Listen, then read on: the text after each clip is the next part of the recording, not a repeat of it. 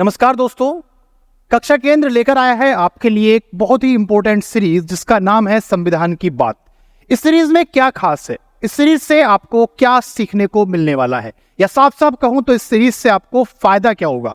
इस सीरीज की हर वीडियो में मैं अभिषेक विश्नोई आपको बताऊंगा संविधान के एक एक अनुच्छेद को विस्तार पूर्वक, जिससे आप जानेंगे कि उस पर्टिकुलर अनुच्छेद में क्या बात कही गई है, उस बात के आम जीवन पर या फिर उस बात के राजनीतिक जीवन के क्या मायने हैं, और उस अनुच्छेद से आपके लिए एज अ स्टूडेंट एग्जाम में किस तरह के क्वेश्चंस पूछे जा सकते हैं या किस तरह के क्वेश्चंस विगत वर्षों में पूछे गए हैं।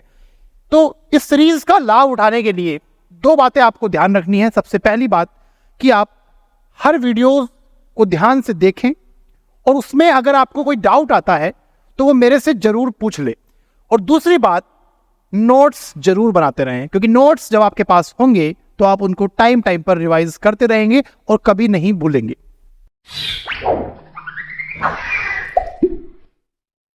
नमस्कार दोस्तों, जैसा कि मैंने आपको बताया संविधान की बात इस सीरीज में मैं आपको प्रत्येक अनुच्छेद का विस्तार पूर्वक परिचय कराऊंगा।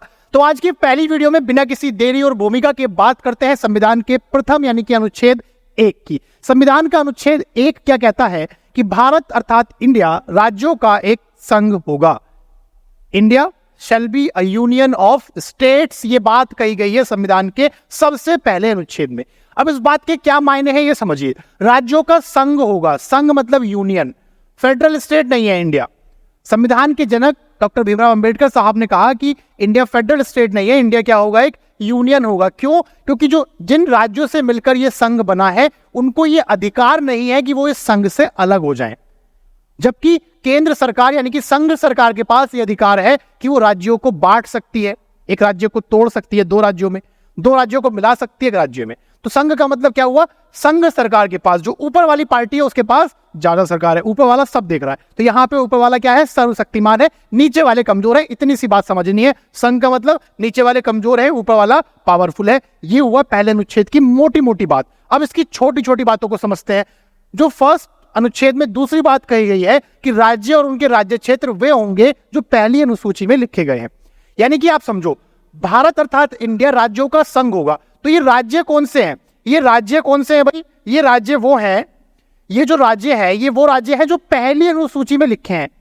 फर्स्ट अनुसूची, कितनी अनुसूचियां हैं, 12। उसमें सबसे पहली में ये भी आप याद कर लो कि पहली अनुसूची किससे संबंधित है। पहली अनुसूची में भारतीय संघ के राज्यों और राज्य क्षेत्रों का वर्णन है। अब राज्य और राज्य क्षेत्र क्या है वो समझिए।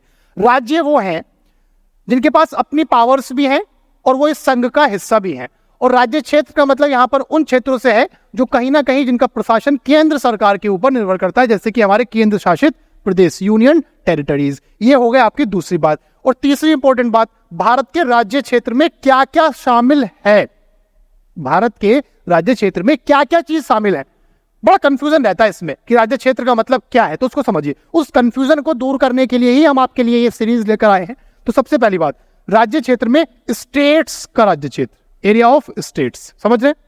जितने भी राज्य हैं भारत में, वर्तमान में कितने राज्य हैं, 28। तो 28 के 28 तो राज्य हो गए भाई, ठीक। दूसरी बात, पहली अनुसूची में विनिर्दिष्ट संघ राज्य क्षेत्र यानी कि केंद्र शासित प्रदेश, वो कितने हैं इस समय, वो है 8।